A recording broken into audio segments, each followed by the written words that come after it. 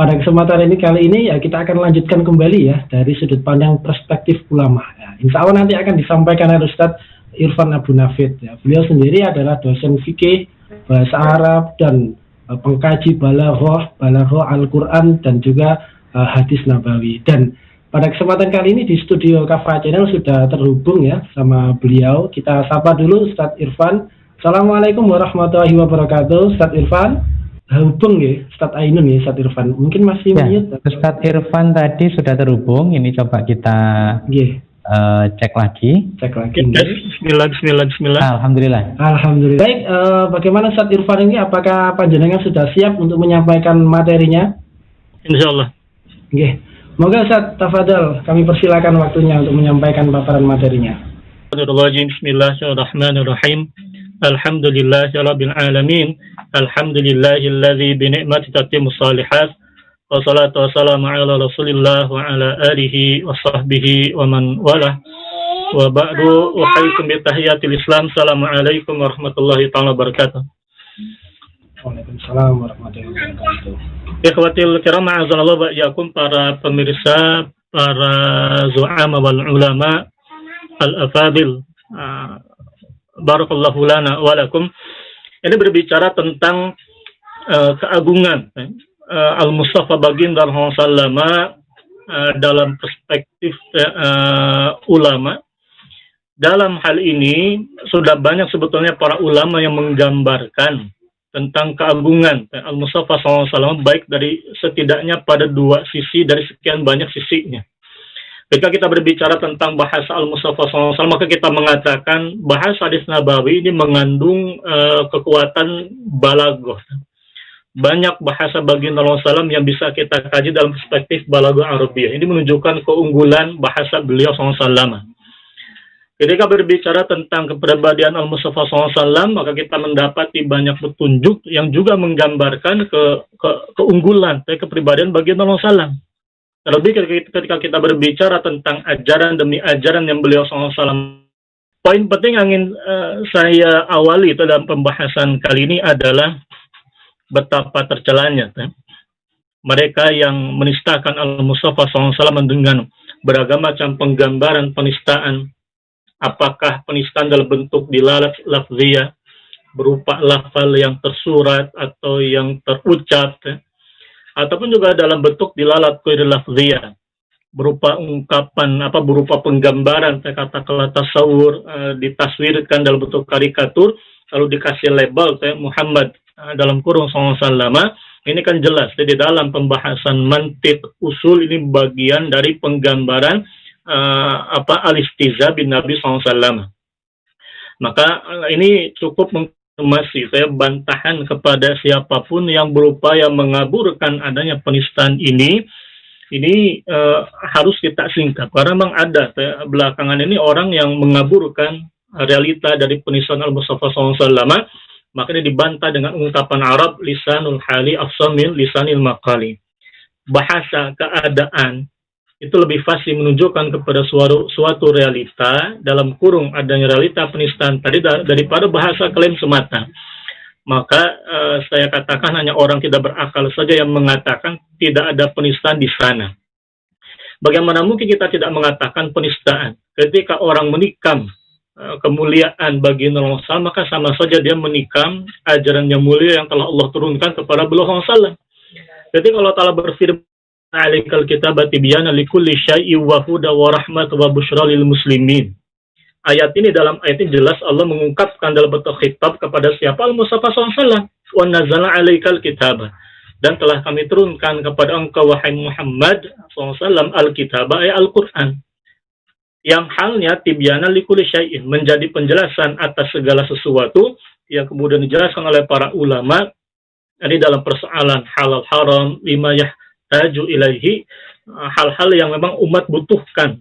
Maka dalam hal ini diikuti dengan penggambaran Al-Quran itu merupakan petunjuk, rahmat, begitu pula kabar gembira bagi kaum muslimin, bagi orang yang berserah diri. Maka ini kan jelas menggambarkan keagungan apa yang Allah turunkan kepada Al-Mustafa SAW. Ini pun juga mengagungkan pribadi bagi Rasulullah itu sendiri. Karena tidak mungkin Allah mengamanahkan ajaran yang mulia, melainkan kepada sosok pribadi yang mulia itu sendiri yang pantas mengemban kemuliaan tadi. Maka ketika seseorang menikam kemuliaan baginda Rasulullah SAW, sama saja menikam ajarannya. Menikam baginda Rasulullah SAW, menistakan beliau SAW adalah merendahkan Islam dan kaum muslim itu sendiri. Nah, dalam hal ini ketika Al-Mustafa SAW digambarkan misal di dalam makalahnya Imam Asy-Syatibi, ketika Allah tadi menegaskan wa nazzalna 'alaikal kitaba tibyana likulli syai'in wa hudan wa rahmatan wa busyral muslimin, maka ini pun juga ditegaskan oleh Imam Asy-Syatibi. Ini penting karena kita mempersepsikan tentang baginda SAW dan juga ajarannya. Karena kita mendapati fenomena di zaman di akhir zaman tatkala orang menggantikan sunnah baginda Rasulullah SAW itu digantikan dengan sunnah warisan Aristoteles, Plato, John Locke, Montesquieu dan sebagainya dalam persoalan politik misalnya. Padahal di dalam kitabnya Asy-Syatibi, mungkin orang seringkali menukilkan makalah Asy-Syatibi dalam kitabnya Al-Muwafaqat berkaitan dengan maqasidus syariah. Mereka berhalusinasi seakan-akan Nabi SAW, seakan-akan Islam itu berbicara tentang hikmah-hikmah penerapan syariat, tapi penegakan syariat itu sendiri dipisahkan dari hikmahnya. Bahwa tidak perlu formalisasi syariat Islam, yang paling penting adalah tujuan dari penerapan syariat itu sendiri. Ujung-ujungnya tidak perlu formalisasi syariat. Ini kan aneh. Bagaimana mungkin hikmah penerapan syariat dipisahkan dari penerapan syariat itu sendiri? Bagaimana mungkin orang berbicara tentang mencapai tujuan sampai ke Jakarta kalau rutenya itu bukan ke Jakarta melainkan ke Surabaya? Itu kan perumpamaan orang-orang liberal yang mengatakan tidak perlu formalisasi syariat, ini bertentangan dengan sunnah fi'liyah baginda Rasulullah.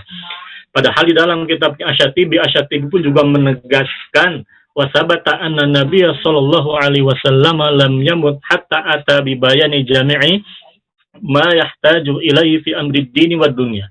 Wa hadza la mukhalifa alaihi min ahli sunnati. Bahwa tetap Nabi SAW ini di antara potret keagungan ajaran baginda Rasulullah. Bahwa beliau tidaklah wafat hingga datang dengan penjelasan atas segala hal yang umat butuhkan dalam urusan agama dan dunia. Wahada, dan prinsip ini ikhwatil kiram la mukhalif alaihi, tidak ada seseorang pun yang menyalahinya min ahli sunnati, dari golongan ahli sunnah. Nah, ini kan prinsip di dalam penggambaran para ulama tentang keagungan ajaran baginda Rasulullah. Ini di dalam kitabnya Asy-Syatibi ditegaskan hal seperti ini. Maka dalam hal ini ketika Allah Ta'ala misal menggambarkan di dalam ayatnya yang agung, wa innaka la'ala khuluqin 'azimin, sesungguhnya wa innaka la'ala, sesungguhnya wa innaka, sesungguhnya engkau wahai Muhammad SAW la'ala, sungguh-sungguh berada di atas din yang khuluqin 'azim. Di antara penafsiran tafsir salafun as-salih di dalam kitab penafsiran Ibnu Abbas misalnya ditegaskan oleh Al-Hafiz Ibnu Jari At-Tabari bahwa yang dimaksud dengan wa innaka la'ala khuluqin 'azimin adalah wa innaka la'ala din wa la'ala dinin 'azimin. Khuluq di sana menggambarkan din itu sendiri. Dalam hal ini para pemirsa sekalian, ini kan mengkonfirmasi bahwa ajaran-ajaran yang Allah turunkan kepada Al-Mustafa SAW melalui perantaraan beliau SAW ini merupakan ajaran agung, sekaligus menunjukkan keagungan dari kepribadian baginda Rasulullah itu sendiri. Ya, ketika Allah menggambarkan dalam ayat ini wa innaka la'ala khuluqin 'azimin, wa innaka la'ala, ini kan diungkapkan dalam bentuk uslub khabari. Di sana ada informasi tentang apa? Tentang khuluqnya baginda Rasulullah, tentang akhlaknya Al-Mustafa SAW. Dalam hal ini para ulama termasuk juga Ibnu Abbas menegaskan ini menggambarkan dinnya Al-Mustafa SAW. Ini kan relevan dengan penafsiran bahwa Nabi SAW itu ya bagaikan Al-Qurannya berjalan. Maka dari itu ketika kita mendapati hadis ini diantara pemahaman terhadap sunnah, memahami sunnah Al-Mustafa SAW. Innama bu'istu, ini diungkapkan dalam bentuk uslubul qasri di dalam ilmu balaghah itu. Diungkapkan dengan sisifan lafal innama bu'istu liutamimma makarimat akhlaqi. bahwa sesungguhnya aku diutus semata-mata untuk menyempurnakan kesalihan akhlak. Nah, perhatikan dalam hadis ini ketika digambarkan makarimul akhlak atau dalam riwayat yang lain salihal akhlak, ini kan lafal makarim itu diidofatkan kepada lafal al-akhlak atau lafal salih diidofatkan kepada al-akhlaq.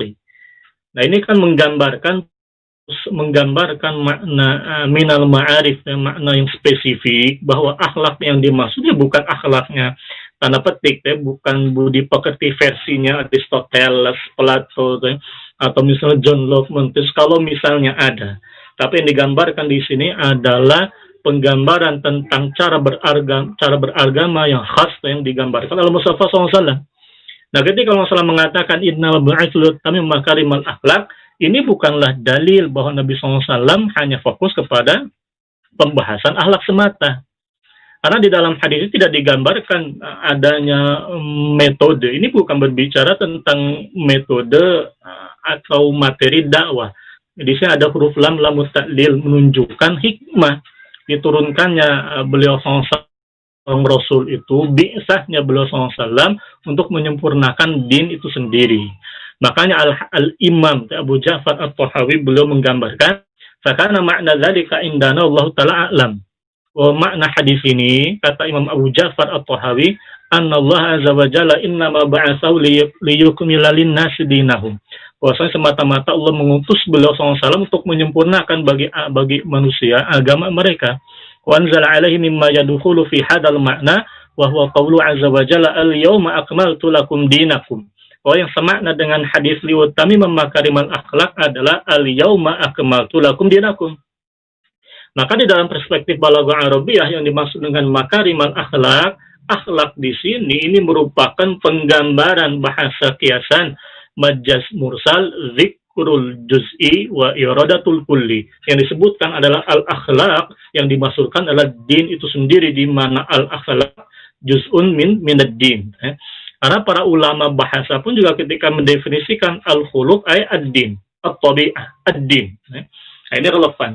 Maka dalam hal ini ikhwatil kiram, ketika Allah SAW mengatakan semata-mata diutus menyempurnakan akhlak yang mulia, ini berbicara tentang penegakan din Islam itu sendiri, berbicara tentang sunnah beliau SAW di bidang akhlak, ketika berbicara tentang politik, siasat syariah misalnya, adab dalam konsep siasat syariah misalnya. Ketika bagian Allah SAW menggambarkan bagi kaum muslimin adab, katakanlah masuk ke dalam WC, ada doanya khusus masuk WC.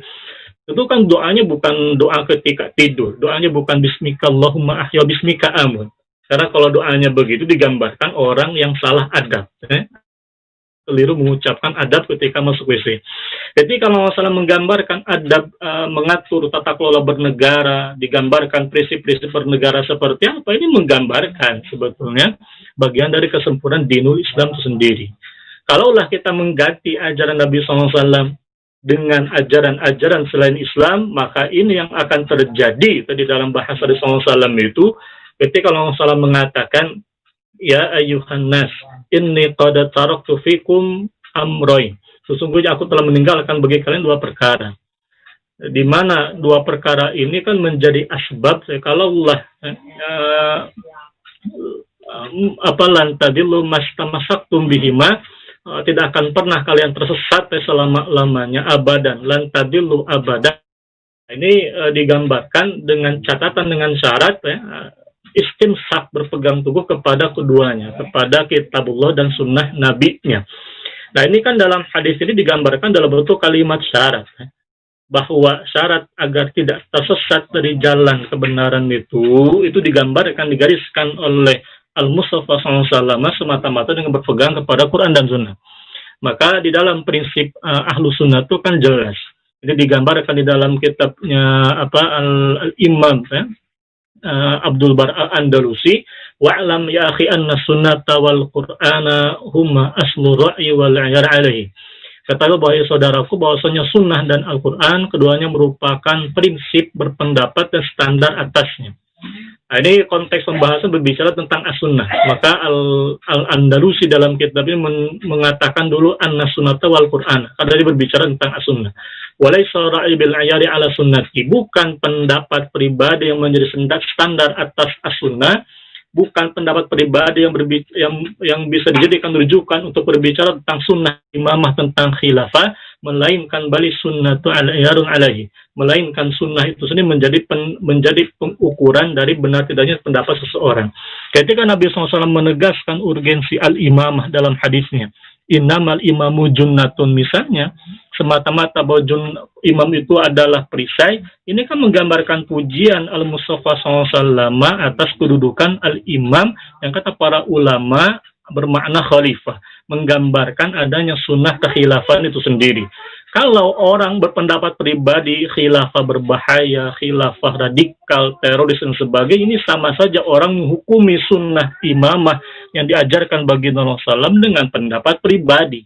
Terbalik, harusnya kita menggunakan standar sunnah dalam prinsip ahlu sunnah ini, bahwa al-imam khilafah di antara sunnah baginda Rasulullah SAW yang mulia, yang agung kedudukannya, itu harus menjadi standar atas pendapat-pendapat pribadi yang sesat menyesatkan tadi.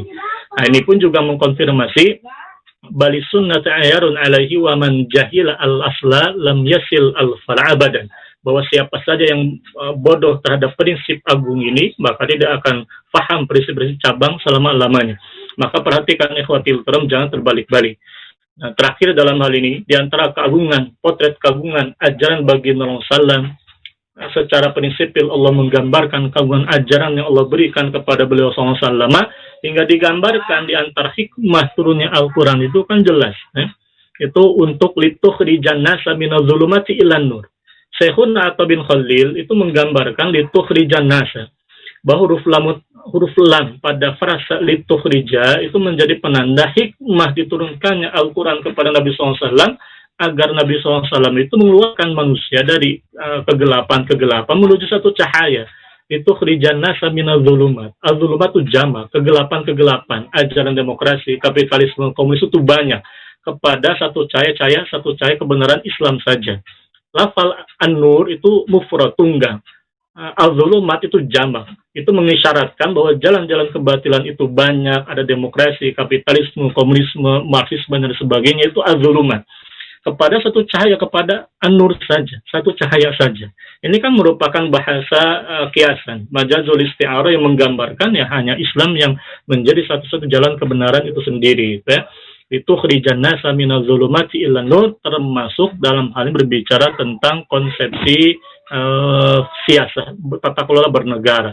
Kenapa bernegara hancur, katakanlah di zaman sekarang carut marut? Karena tersesat, salah mengambil rujukan, yang dijadikan rujukan adalah sunnah dari Montesquieu, Persia dan sebagainya, menyalahi sunnah yang digambarkan oleh para ulama, bahwa baginda Rasulullah telah dan juga para khulafa Rasul telah menggariskan adanya sunnah, yakni sikat, sunanan al-akhdhu bi'ittiban li kitabillahi ta'ala, berpegang kepada kitabullah ta'ala.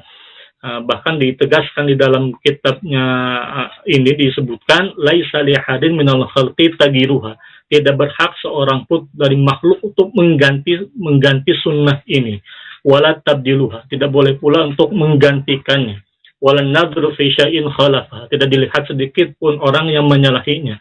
Man ihtada biha fa muhtadin, orang yang mengambil petunjuk dari sunnah Nabi SAW dan urusan imamah ini fa muhtadin, khususnya maka dia menjadi orang yang mendapatkan petunjuk. Wa man istansara biha fa mansur, siapa saja yang mencari pertolongan dengan sunnah ini maka dia diberikan pertolongan. Wa man tarakaha, dan siapa saja yang meninggalkan sunnah ini ittaba ghaira sabilil mu'minina, dan mengikuti jalan selain jalannya orang-orang beriman, maka Allah akan menyerahkan orang itu kepada apa yang ia tawakalkan. Wa aslahu jahannam wa sa'at masyara, dan Allah akan mengembalikan, memasukkan dia ke dalam jahannam seburuk-buruknya tempat kembali. Maka perhatikan ikhwatil kiram, di antara sunnah Nabi SAW dengan kelengkapan komprehensifnya ajaran Islam, itu mencakup pula sunnah dalam urusan imam pimpinan yang digambarkan dengan keagungan-keagungannya. Sebagaimana keagungan pribadi al-Mustafa SAW, laqad kana lakum fi rasulillahi uswatun hasanah. Dan uswah SAW mencakup uswah di bidang kepemimpinan, penegakan Islam. Di samping dakwah, wallahu ta'ala a'lam bis-shawabi. Terima kasih Ustadz Irfan Abu Nafid. beliau menjelaskan begitu runtut ya tentang perspektif keagungan Rasul dari ulama. Nah, monggo Ustaz Rahman.